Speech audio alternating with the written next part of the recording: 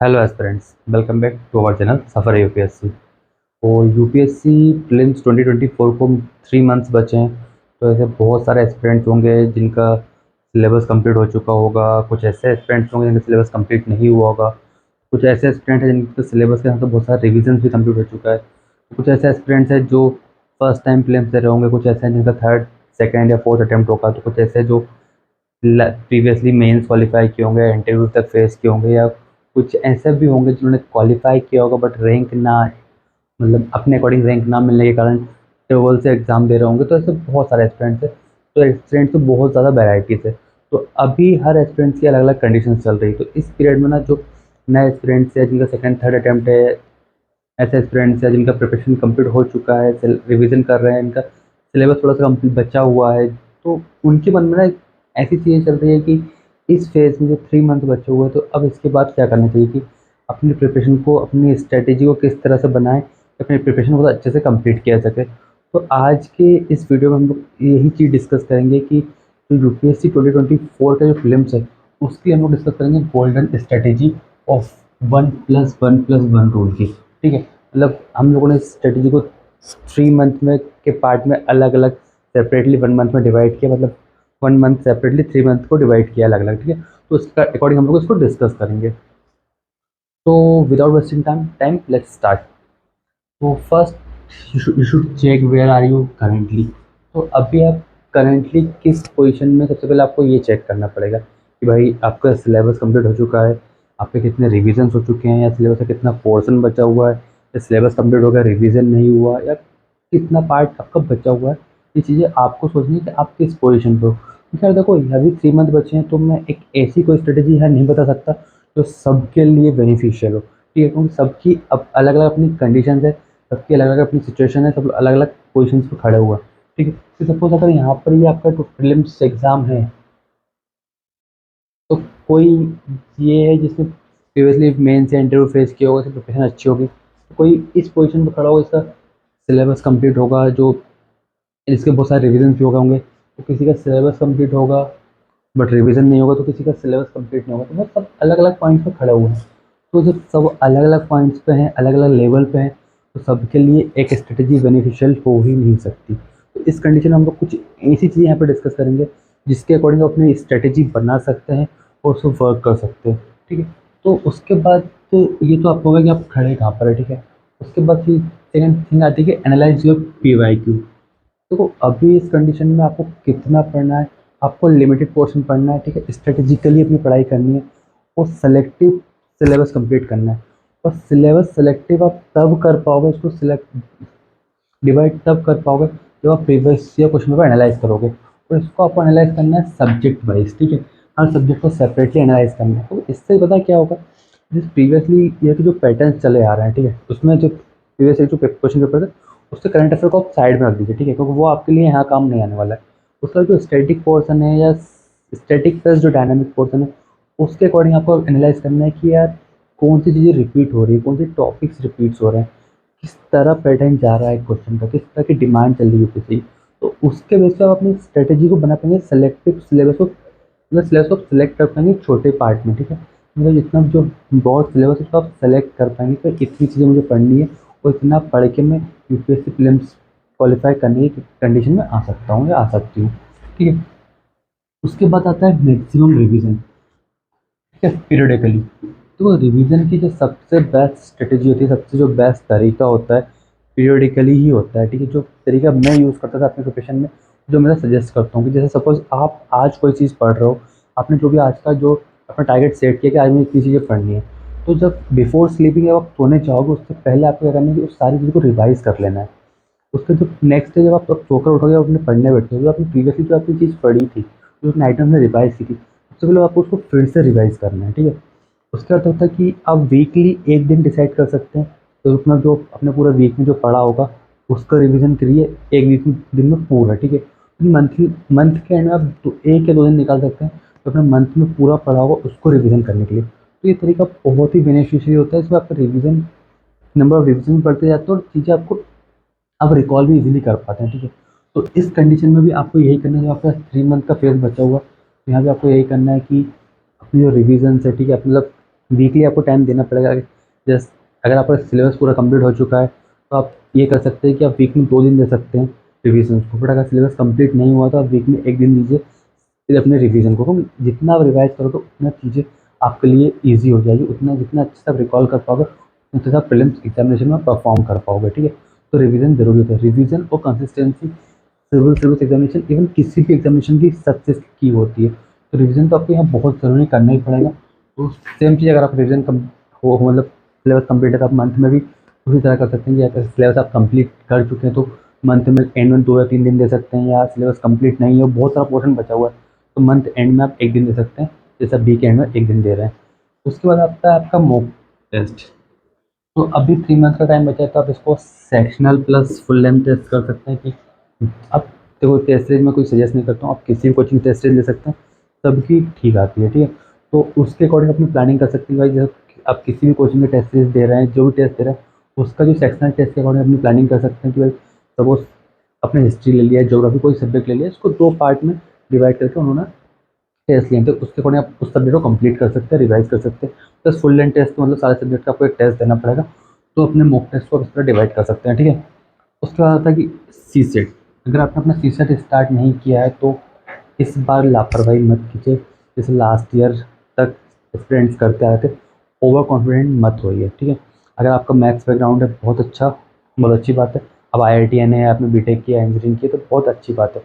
Last year लेकिन बहुत सारे IITN से बीटेक स्टूडेंट्स की भी हालत यहाँ पे ख़राब हो चुकी थी। तो अभी अगर आपने स्टार्ट कर दिया है तो उसका रिवीजन कीजिए, टेस्ट दीजिए, और अगर स्टार्ट नहीं किया है तो यहाँ से आप उसको स्टार्ट कर सकते हैं। प्लस आता है इसका करंट अफेयर स्ट्रेटेजी। देखो लोग इस फेज में आ जाते हैं ना, करंट अफेयर को स्किप करना स्टार्ट कर देते हैं।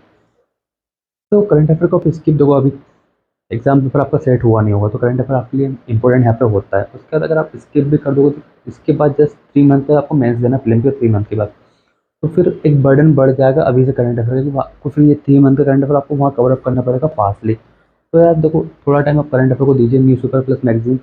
मैं सजेस्ट करूँगा आप न्यूज़पेपर को ही दीजिए, और अगर अगर बैलेंस हो पाए तो ठीक है, बट अगर एक चूज़ करना तो न्यूज़पेपर चूज़ कीजिए, और अगर टाइम कम है या सिलेबस ब्रॉड बचा हो तो फिर आप मैगजीन के साथ जा सकते हैं, बट करंट अफेयर को स्किप मत कीजिए। देन आता है कि ऑप्शनल स्ट्रेटेजी कि यार देखो प्रीलिम्स का टाइम 3 मंथ बचा है, तो अब ऑप्शनल को क्या करें। अब क्वेश्चन आता है कि ऑप्शनल को हम लोग स्किप करें या नहीं। तो वो यार मैं सजेस्ट करूँगा कि ऑप्शनल को यहाँ से आप स्किप मत कीजिए, आप कम टाइम दीजिए। सपोज़ अगर आपका ऑप्शनल अभी तक इस कंडीशन में 50% कवर अप हुआ है, ठीक है, तो अगर आप इसको यहाँ पे छोड़ देंगे तो आप उसके 3 मंथ बाद आप जब फिल्म की बात पढ़ना उसको स्टार्ट करेंगे तो शायद आपको उसको ज़ीरो से स्टार्ट करना पड़ेगा इस चीज़ को रिकॉल करने के लिए। और अगर आप उसको यहाँ पे धीरे धीरे साथ लेके चलते चलते हैं तो फिल्म्स के बाद तक आप उसको 60 या 75% तक कवर अप कर सकते हैं। तो रिवीजन भी हो जाएगा, तो रिवीजन होते जाएगा तो आप उसको रिकॉल इजीली कर पाओगे। तो फिल्म से उसको आप आगे बढ़ा के अच्छे से रिवीजन और उस टेस्ट में कंप्लीट कर सकते हो। तो स्किप मत कीजिए, जितना टाइम आप पहले दे रहे थे उस टाइम को थोड़ा कम कर दीजिए, बट स्किप मत कीजिए। उसके बाद नेक्स्ट क्वेश्चन आता है आंसर राइटिंग। क्या आंसर राइटिंग करें ना करें इस कंडीशन में छोड़ें, बट देखो मैं ये सजेस्ट करूँगा कि जैसा कि आप पहले तक 1-2 महीने पहले तक जब ये स्ट्रैटेजी थी, आप 4 से 5 आंसर पर डे लिख रहे थे क्योंकि मैं या अदर फैकल्टी सजेस्ट करते हैं, तो वो चीज़ अगर आप अप्लाई मत कीजिए। यहाँ पे आप दिन में 1 या 2 आंसर आप लिख सकते हैं। देखो यूपीएससी के जो मेंस का जो टाइम होता है 3 आवर का टाइम होता है, 20 क्वेश्चन आपको करने होते हैं। Something something 7 to 8 to 9 minutes में आपको एक आंसर कंप्लीट करना होता है। तो आप थोड़ा अपना इस पढ़ के अगर आप बोर हो रहे हैं तो टाइम को थोड़ा यूटिलाइज और मूड फ्रेश करने के लिए आप आंसर राइटिंग कर सकते हैं। अब दिन में 1 या 2 आंसर लिख सकते हैं, ये हार्डली आपका 14 to 18 मिनट लेंगे। ठीक है, तो आई थिंक ये कोई बड़ा टास्क नहीं है। ठीक है, आप इसको इजीली कवर कर सकते हो कि एक आंसर आपने मॉर्निंग में आफ्टरनून में लिख लिया, ठीक है, 7 to 8 मिनट में कवर अप कर दिया उसको। एक आंसर आपने नाइट में लिख लिया, 7 to 8 मिनट में उसको आप कवर अप कर दोगे, तो आपकी आंसर राइटिंग की प्रैक्टिस भी चलती रहेगी, लिखने की प्रैक्टिस भी होती रहेगी, और इसको आप जो आपकी जो लिंक है वो भी ब्रेक नहीं होगा। क्योंकि यार आपकी जो प्रिपरेशन है, ठीक है, ये हमेशा मेंस ओरिएंटेड होनी चाहिए। ठीक है, तो आपका जो फिल्म्स का सिलेबस है वो मेंस का ही पार्ट है, अलग से सिलेबस नहीं है। ठीक है, तो यहाँ पे अगर आप बोलोगे फिल्म्स करीब आ चुका, नज़दीक आ चुका, तो हम मेंस को प्रॉपर छोड़ दें और फिल्म्स ओरिएंटेड हो जाए, तो नहीं, आपको ऐसा नहीं करना है। क्योंकि जस्ट 3 मंथ की जब अब बाद आपका जब फिल्म्स आप दोगे 26 ऑफ मई को, उसके आफ्टर 3.5 3 to 4 मंथ के बाद आपका सितंबर में आपका मेंस हो जाएगा। तो फिर ये सारी चीज़ों को लिंक से, इन सब चीज़ों से लिंक करना, फिर उनको आगे बढ़ना, देन रिवाइज़ करना बहुत टफ हो जाता है। तो यार लिंक मत तोड़ो, टाइम थोड़ा कम करो और लिंक बनाकर चलो। उसके बाद आपका टाइम आता है कि जब हम लोगों ने डिस्कस कर लिया जो फर्स्ट मंथ की स्ट्रेटेजी है, मतलब 25 फेब से 25 मार्च तक, ठीक है। उसके बाद अगर हम लोग डिस्कस करें सेकेंड मंथ की स्ट्रेटेजी हमारी, ठीक है, फिर हम लोग यहाँ पे आ जाते हैं सिस्टम में।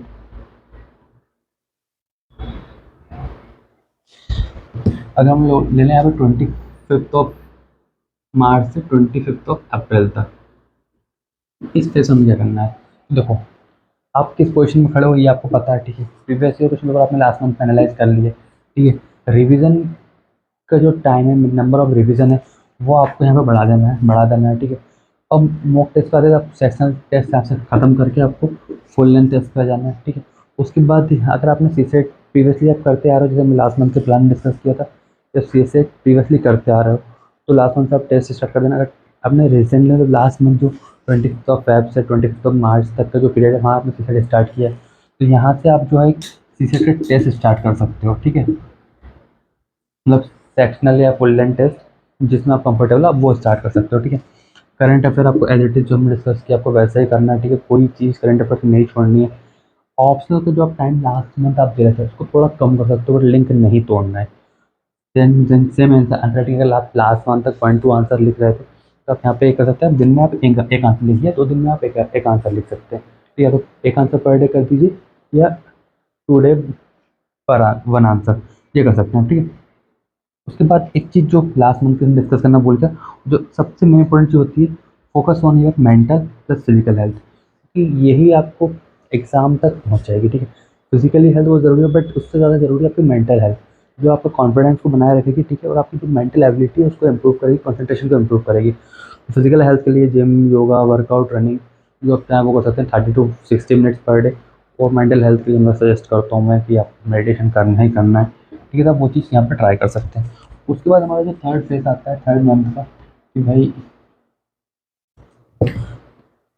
25 अप्रैल से 25 मई को, क्योंकि 26 मई को तो हमारा एग्ज़ाम आ गया, ठीक है। 26 मई को वो चीज़ करनी है। तो ये चीज़ हम लोग ये क्रॉस कर चुके हैं, ये क्रॉस कर चुके हैं, ठीक है। रिवीजन यहाँ पे और ज़्यादा आपको ऐड कर देना, रिवीजन नंबर ऑफ रिवीजन बढ़ा देना है, ठीक है। और मॉक टेस्ट यहाँ पे आप चाहें तो कम कर सकते हैं, ये हो गई 2 मंथ में आप बहुत सारा टेस्ट दे चुके हैं, तो आप डेली बेसिस पे ना करके 2 दिन में आप एक टेस्ट दे सकते हैं अपने रिवीजन को बढ़ाने के लिए, ठीक है। या आप ये कर सकते हैं 2 दिन में आप दोनों पेपर के टेस्ट दे सकते हैं, सीसेट प्लस मेंस, क्योंकि आपका एग्जाम एक ही दिन में आपको दोनों पेपर देना है। तो उस हिसाब से बैठने के लिए, उस हिसाब से स्ट्रेटेजी करने के लिए एटलीस्ट आप 4 से 5 टेस्ट ऐसे दीजिए, ताकि आपकी जो बॉडी है या आपका जो एटमॉस्फेयर है उसके अकॉर्डिंग आप अपने माइंड को सेट कर सकें कि भाई मुझे 2 पेपर देने हैं, ठीक है। तो एटलीस्ट 4 से 5 टेस्ट आप दे सकते हैं, दोनों टेस्ट को एक साथ, ठीक है। प्लस वही सीसेट का revision plus test. Current affair को अगर आप चाहें तो यहाँ स्किप कर सकते हैं, क्योंकि अप्रैल एंड तक आपका एग्ज़ाम पेपर सेट हो चुका होगा, तो मई का करंट अफेयर आपके एग्ज़ाम में नहीं आएगा। बट हाँ, अगर टाइम बचता है तो आप करंट अफेयर कवर अप कीजिए साथ साथ, बट अगर नहीं बच रहा है तो आपको स्किप कर दीजिए। अगर आप इसको स्किप कर रहे हैं तो अपने से प्रॉमिस करके उसको स्किप कीजिए कि जैसे ही आपका 26 मई को जो आपका प्रीलिम्स खत्म होगा, देन उसके बाद आप 2 या 3 दिन का जो रेस्ट लेंगे, उसके जस्ट बाद आप सबसे पहले जो मई का करंट अफेयर कंटिन्यू करेंगे विद इन 4 to 5 डेज। अगर ये चीज़ आप कर सकते हैं तो आप यहाँ पे स्किप कर सकते हैं या फिर लिंक बना के चल सकते हैं। और ऑप्शनल का टाइम यहाँ पे आप और कम कर सकते हैं, या चाहो तो थोड़ा स्किप कर सकते हो, ठीक है। जैसे कि आप डेली टाइम दे रहे हो 2 से 3 दिन में 1 दिन टाइम दे सकते हो, ठीक है। और आंसर राइटिंग बंद कर दीजिए, वीकली 1 मंथ के लिए जो आप चाहो वो कर सकते हो। प्लस हेल्थ पर फोकस करना ही करना है। तो आई थिंक ये जो स्ट्रेटेजी है, इस 3 मंथ में अगर आप इस स्ट्रेटेजी को फॉलो करके इस तरीके से आप चलते हो तो शायद आपको एक बहुत अच्छा रिजल्ट मिल सकता है प्रीलिम्स एग्जाम में। क्योंकि मुझे नहीं पता कि कौन सा एस्पिरेंट किस कंडीशन पे है, ठीक है। अगर आपका सब कुछ प्रॉपर्ली चल रहा है तो आप अपनी स्ट्रेटेजी को फॉलो कीजिए, और अगर कुछ नहीं चल रहा तो आप यहाँ से अगर आपको जो कुछ बेनिफिशियली लगता है आप उसको पिकअप कर सकते हैं और अपने अकॉर्डिंग सेट कर सकते हैं। तो I think that's enough for it. All the very best, thank you so much, and please subscribe the channel.